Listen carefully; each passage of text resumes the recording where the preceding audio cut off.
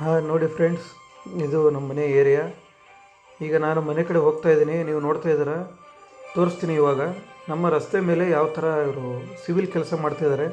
ಒಳ್ಳೆಯ ಡಾಂಬರ್ ರೋಡನ್ನು ಇವರು ಹಾಳು ಮಾಡಿ ಯಾವ ಥರ ಕೆಟ್ಟು ಕೆಡಿಸ್ತಿದ್ದಾರೆ ರೋಡನ್ನು. ಈ ಥರ ಸಾರ್ವಜನಿಕರಿಗೆ ಬಳಸದೇ ಇರೋ ಥರ ಕೆಲಸ ಮಾಡಿ ಅದನ್ನು ಯಾವುದೇ ಅವೈಜ್ಞಾನಿಕತೆಯಿಂದ ಇದನ್ನು ತೆಗೆದು ಅದನ್ನು ಹಾಗೆ ಅವೈಜ್ಞಾನಿಕತೆಯಿಂದ ಮುಚ್ಚಿ ನಮಗೆ ಸಿಗ್ತಿರೋ ಒಳ್ಳೆಯ ರೋಡ್ ಫೆಸಿಲಿಟಿನ ಇವರು ಹಾಳು ಮಾಡ್ತಿದ್ದಾರೆ.